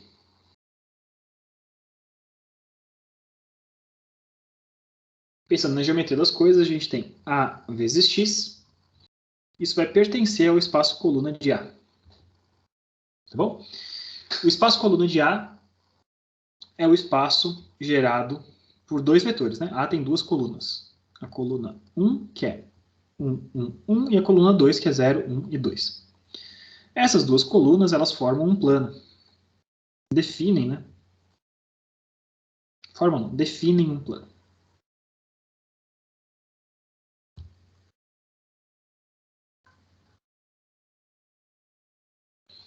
Tá, então imagine que você vai desenhar esse plano, caracterizado por esses dois vetores. Todas as combinações lineares possíveis desses dois vetores vão morar no plano que contém esses dois vetores. O meu vetorzinho B está fora desse cara. O meu vetor B 600 não é alguma coisa que faça parte desse espaço coluna de A. E quando a gente está utilizando mínimos quadrados, o que a gente está fazendo é esse vetor erro. Ele está perpendicular a esse espaço. E o vetor projeção que a gente achou é isso aqui. Tá bom?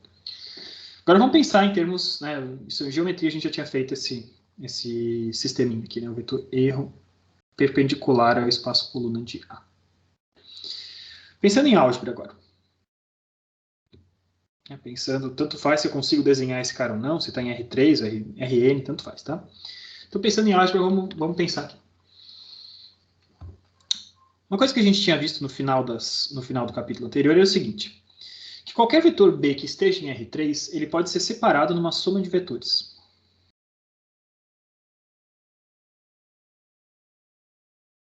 Foi nesse capítulo já, né, quando a gente falou de complementos ortogonais. Né? Então B pode ser separado em uma soma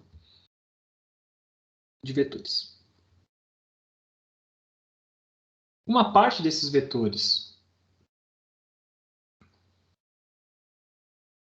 pertencente ao espaço coluna de A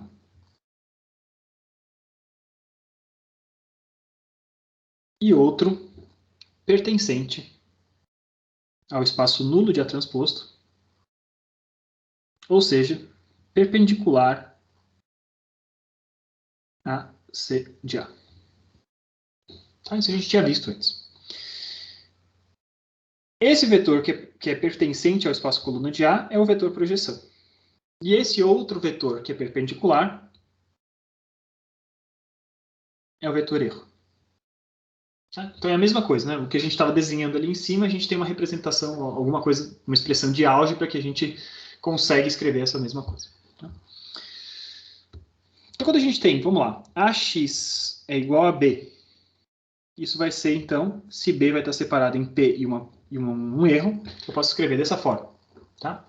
A vezes X é igual a B, e B, por sua vez, tem uma parte que é a projeção e uma parte que é o erro. Tá?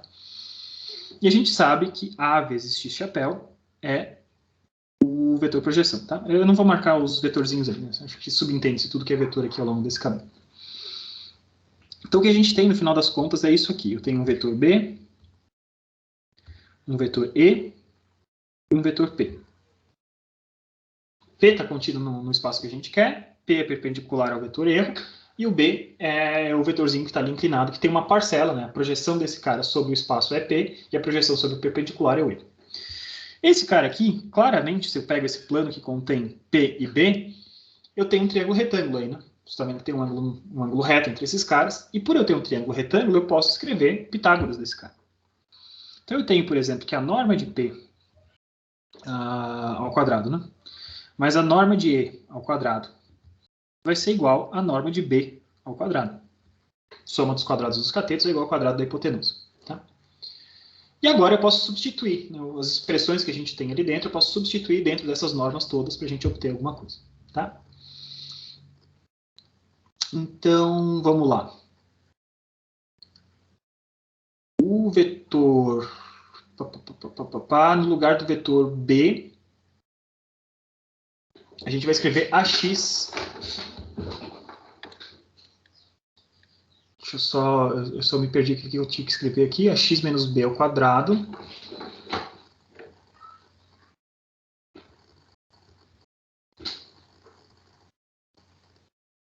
Esse cara é o vetor erro, né?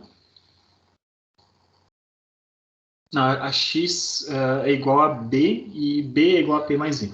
Então, AX menos B, eu estou subtraindo tudo ali. Então, esse cara aqui, beleza. Isso aqui vai ser igual a AX menos P ao quadrado, mais o vetor erro ao quadrado. Tá bom?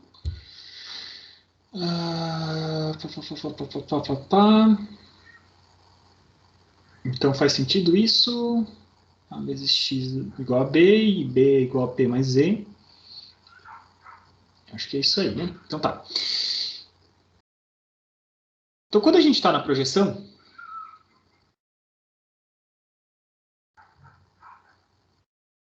se P é uma projeção,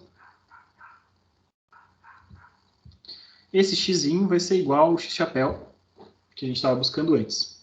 E x chapéu, a gente viu antes que que a gente poderia representar e achar x chapéu da seguinte forma: A transposto vezes A na menos 1, vezes A transposto vezes B. Tá bom? Então, quando eu estou na projeção, esse A vezes x menos P, esse cara aqui vai dar zero. Porque A vezes x chapéu é a projeção, e eu estou fazendo menos a projeção, e esse termo aqui, então, vai tender a zero, quando eu estou sobre a projeção. E com isso a gente chega, então, na expressão que a gente precisa de A vezes x menos B ao quadrado, vai ser igual ao erro ao quadrado. Tá bom? Fica claro, então,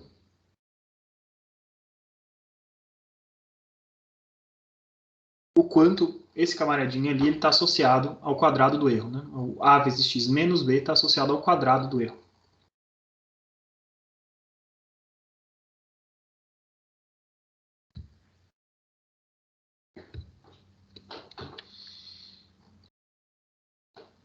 Agora vamos ver como é que valem esses erros todos para o nosso probleminha que a gente tinha visto antes e para um problema em 3 dimensões, por exemplo. Tá? Então, no nosso problema que a gente tinha antes, a gente tinha o quê? Eu tinha 0,6, voltando ao exemplo, tá? Eu tinha ponto 0,6. Então, quando x é igual a 0, na minha equação, y teria que ser igual a 5, né? Lembrando que a minha equação é 5 menos 3x. Essa é a melhor reta. Meu ponto original era 0,6. Então, meu vetor erro é o quê? É o y que eu tinha do ponto menos o y previsto. Tá? O y barrinha aqui. Tá? E esse vetor, então, é 6 menos 5 dá 1. Esse é o erro do ponto 1. Segundo ponto que a gente tem, tinha 1, 0, 0. Quando x vale 1, na nossa equação, y deveria valer 2. O erro associado ao ponto 2 é o y que eu tenho ali de medido, menos o y barra. Esse cara aqui deu menos 2. Terceiro ponto, eu tenho 2, 0, 0. Quando x vale 2, pela minha equação, o y barrinha aqui, né, deveria valer menos 1. O erro associado ao ponto 3 vai ser, então, o y menos o y barra. O y era 0, menos 1, o erro deu 1. Então, o meu vetor erro total, erro associado ao primeiro termo deu 1, menos 2 e 1. Juntei tudo isso aqui num único vetor que está morando em R3, tá?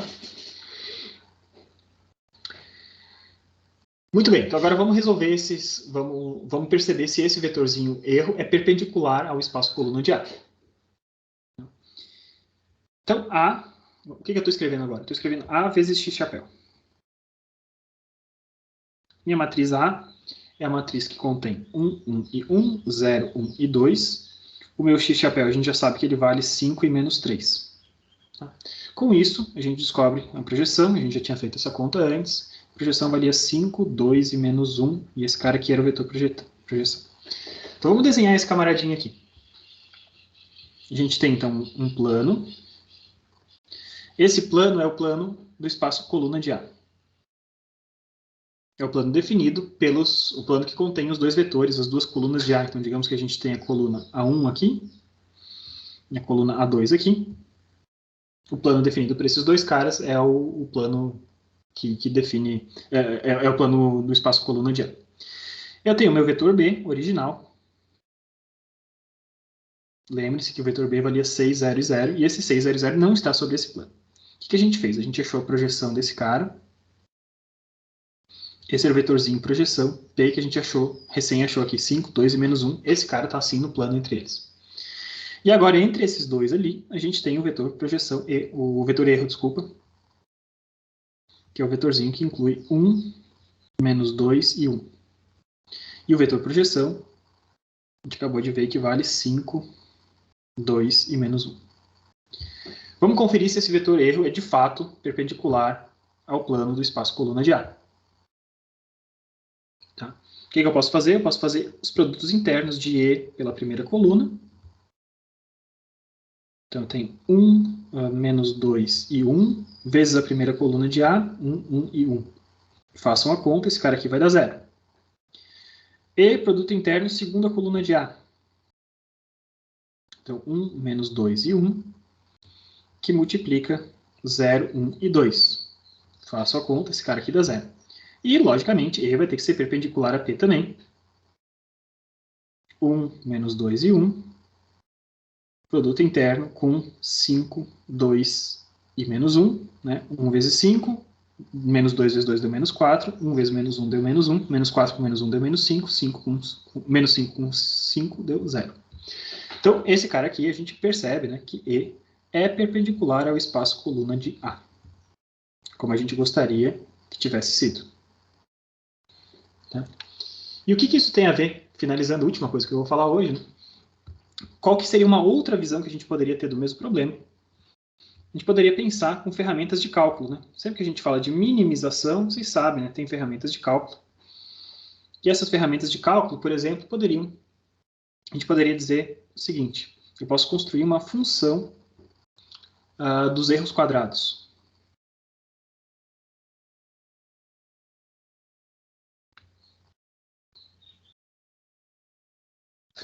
E essa função dos erros quadrados seria basicamente o quê? Eu teria uma função E que incluiria o erro da variável 1, o erro da variável 2, do ponto 1, do ponto 2 e o erro associado ao ponto 3, cada um deles ao quadrado para ser uma função positiva. Né? Então, y, a gente sabe que é c mais dx. Então, o erro era o quê? O erro era C mais dx menos o y barra que a gente estava medindo para cada um dos pontos, certo? Então, esse erro é como se a gente tivesse aquela mesma função que apareceu antes, ax menos b ao quadrado, né? A norma desse cara é ao quadrado. E isso aqui seria, então, para cada um dos nossos pontos, seria c mais d 0 menos 6 para o primeiro ponto, isso aqui é o quadrado, mais c mais d vezes 1 menos 0 ao quadrado, mais c mais d vezes 2 menos 0 ao quadrado. Essa aqui seria a nossa função dos erros todos, né? E como é que a gente vai encontrar o mínimo disso? Sempre que a gente está falando de cálculo, né? Para encontrar o mínimo, a gente está falando de usar derivadas, tá? Então, vamos ver se esse cara funciona, tá? Vamos achar a derivada desse cara com relação a c. Derivar esse primeiro cara com relação a c, a gente vai pegar todo esse lado direito da equação, para cada um desses pontos, pela regra da cadeia, né? Então, tem alguma coisa elevado ao quadrado, então isso aqui vai ser igual a 2 vezes essa mesma coisa, c mais d vezes 0 menos 6, vezes a derivada do argumento interno com relação a c, e c está sempre multiplicado por 1, então isso aqui vezes 1.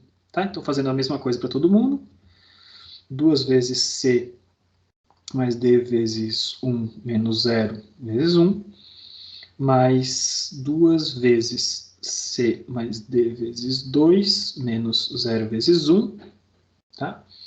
E esse cara aqui vai ter que ser igual a 0. O mínimo vai se encontrar nessa posição, quando esse cara valer 0. Tá? Então aqui eu tenho d vezes 0. Isso aqui vai me dar, então, essa primeira equação. Eu posso dividir todo mundo por 2 também, né? Esquece esse 2 ali. Dividir os dois lados por 2. Eu vou ter 1, 2, 3 Cs. 1 vezes D mais 2 vezes D, mais 2 vezes D. E esse cara vai ter menos 6, 0, 0. Esse carinha aqui vai ter que ser igual a 6. Faltou 3. São 3 Ds, né? Um D daqui do meio, 2 Ds do lado de lá. E esse cara aqui vai ser igual a 6. Então, essa é a primeira equação que a gente tem do nosso sisteminha aqui do mínimo, né? Então, isso aqui vai ter que ser respeitado no mínimo. E agora, o que eu preciso saber também? Eu preciso saber a variação desse cara com relação a D, derivada parcial desse cara com relação a D. Da mesma forma, a gente vai fazer 2 vezes c mais d vezes 0 menos 6 vezes a derivada do argumento interno com relação a d. Esse cara aqui é 0, né? Então 0 que multiplicava d pulou o 0 para fora. Mais 2 vezes c mais d vezes 1 menos 0 vezes 1. Mais 2 vezes c mais d vezes 2 menos 0 vezes 2. Esse cara aqui vai ter que ser igual a 0. Esse primeiro termo inteiro é 0. Posso dividir todo mundo por 2 de novo. E a gente chega à conclusão que eu tenho 2Cs, né? Segunda equação que eu tenho aqui. 2Cs. Não, tem mais, né? Tenho 2 aqui multiplicando depois. Então, são 3Cs. C vezes 1 e C vezes 2, 3Cs. Depois eu tenho D vezes 1 vezes 1, 1D. E depois D vezes 2 vezes 2. Então, D vezes 4 mais D vezes 1, deu 5Ds. E esse cara aqui vai ser igual a 0, 0, e esse carinha aqui vai ser 0. Se eu monto esse sistema de equações, eu tenho que respeitar essas duas equações ao mesmo tempo, né, para eu estar numa posição de mínimo desses caras. E 3c mais 5d igual a 0. Escrevendo em forma matricial, a gente chega em 3, 3, 3, 5, que multiplica c e d. Isso aqui vai ser igual a 6 e 0. Só que a gente já viu essa equação antes. Essa equação é exatamente equivalente. Equivale exatamente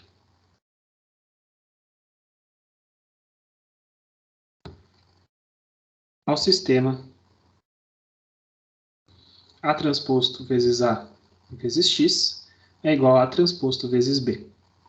E vocês percebem que a gente chegou nisso utilizando uma visão que não levou em conta nenhuma vez essa matriz de uma forma geral. Essa matriz A ela apareceu aqui ao longo do caminho. Tá? Então, o que é a mensagem disso? Né? Com isso a gente acaba a aula de hoje. Né? Que as visões geométrica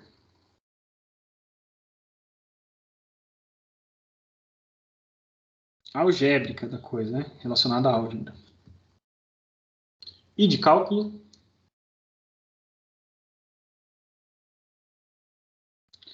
São totalmente equivalentes.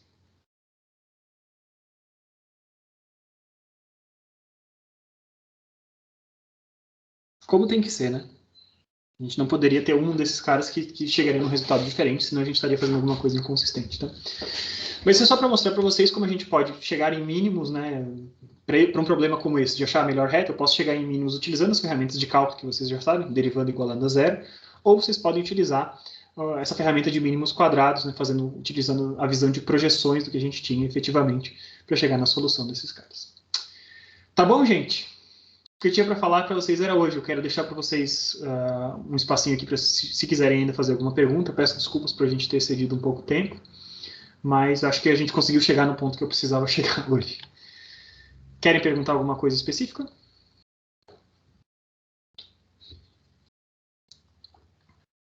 Sem perguntas, professor. Maravilha, Guilherme, valeu.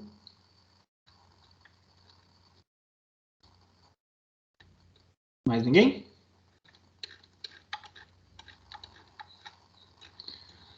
Bom, se não tiver mais ninguém, então eu vou deixar vocês por aqui, tá? E na próxima aula a gente vai continuar falando um pouquinho sobre mínimos quadrados. A gente vai ver como é que a gente utiliza mínimos quadrados para outras coisas que não apenas para ajuste de linha. Usamos para ajuste de linha, achar a melhor reta que passa por um determinado número de pontos. A gente fez com 3 pontos, só para ficar fácil de desenhar, mas funcionaria para qualquer número de pontos, tá?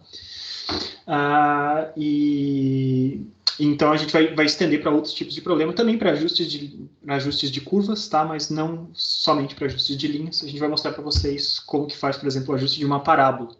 Se eu sei se a minha lei física deveria dar uma relação parabólica entre as variáveis independentes, né?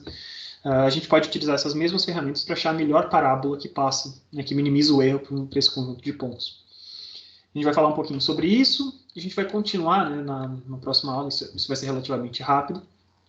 A gente vai ver quando que mínimos quadrados não dá certo, e a gente vai falar sobre uma coisa muito importante, que ainda dentro do capítulo de ortogonalidade, a gente vai falar sobre... a gente vai definir matrizes que são matrizes ortogonais. A gente não viu ainda o que é uma matriz ortogonal. A gente falou de vetores ortogonais a planos ortogonais a outras coisas, mas a gente não falou do que é uma matriz ortogonal. E a gente vai ver como essas matrizes ortogonais facilitam um monte a nossa vida para um monte de coisa. A gente vai entender por que é sempre interessante, sempre que eu tenho um determinado espaço, se possível, a gente vai buscar bases ortonormais desses caras. Em todos os vetores da base ortogonais uns aos outros. E quando a gente fizer isso, a gente vai rever mais uma vez por que é tão inteligente a gente utilizar o sistema cartesiano, o que é a grande ideia do cartesiano, que esses vetores são todos ortogonais uns aos outros, e J e K são ortogonais uns aos outros. E a gente vai ver como que isso facilita a nossa vida para várias coisas diferentes. Boa notícia é essa, né? Outra boa notícia é que vocês terão um dia a mais de novo para refletir. Foi marcado mais uma reunião para mim. Desculpa, a gente não é reunião geral. Dessa vez foi uma convocação da minha chefe direto, da direção educacional. E a gente vai ter que jogar nossa aula de novo na sexta-feira à noite, tá? Então, peço desculpas aí, mas foi uma coisa inesperada que pintou uma reunião aí meio que de última hora. Foi marcada anteontem a reunião. A gente vai fazer uma reunião exatamente na hora da aula de novo. E então a nossa aula vai ser de novo ao vivo a partir das 5h30, como a gente fez na semana passada. Vou tentar não passar das 7 dessa vez, tá bom? Então eu agradeço a atenção de vocês, deixa eu parar de gravar aqui. Se vocês tiverem mais perguntas, vão fazendo, mas vamos parar para o vídeo não ficar muito longo. Muito obrigado pela atenção de vocês, pessoal. Vamos revisando as coisas aí e muito em breve vocês receberão a terceira lista. Eu aviso por aqui e pelo Moodle também. Falou!